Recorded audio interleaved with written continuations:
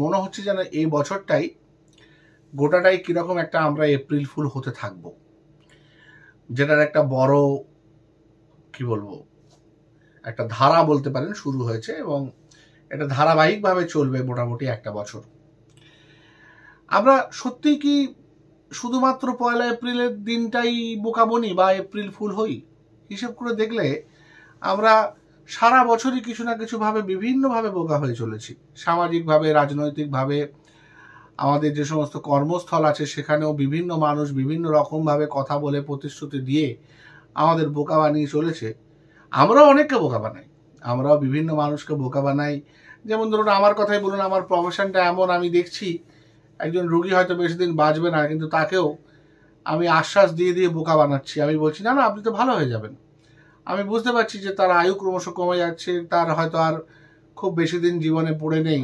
আমি তাকেও সান্ত্বনা দিচ্ছি বা বলতে পারেন বোকা বানাচ্ছি এই বলে যে আপনি তো ভালো হয়ে গেছেন, প্রায় ভালো হয়ে যাবেন, এই তো কালকে বাড়ি চলে যাবেন, এ সমস্ত বলছি আর কি। তো সুতরাং বোকা আমরা বানিয়েই চলেছি।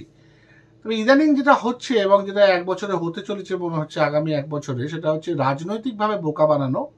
সেটা বেশিরভাগ ক্ষেত্রে এখন যেটা মনে হচ্ছে একটা আইডিয়া পাওয়া যায়, তো সেটা হচ্ছে ধর্ম দিয়ে বোকা বানানো একটা চেষ্টা হচ্ছে। যার একটা জিনিস ঘটতে চলেছে 6 তারিখ, সম্ভবত 6 তারিখে রামনবমী, আমি যদি খুব ভুল না করি।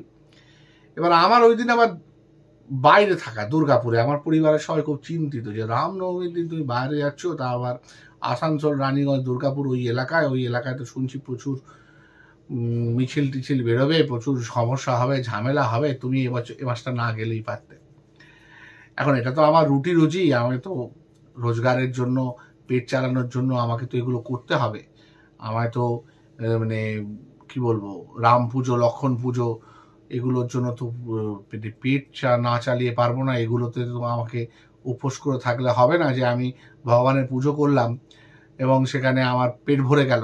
এটা তো মনে হয় না, বরং উল্টোটাই তো দেখি সবসময়।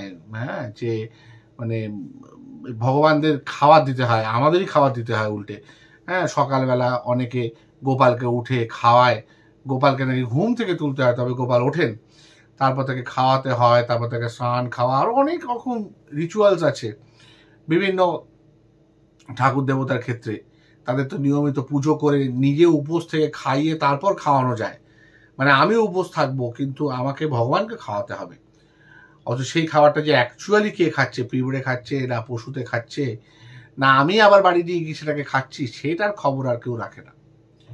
যাই হোক, এরকম তো রিচুয়ালস থাকেই। ভগবানকে আমরা বাড়ির লোক মনে করি, কখনো সন্তান মনে করি, কখনো পিতা মনে করি।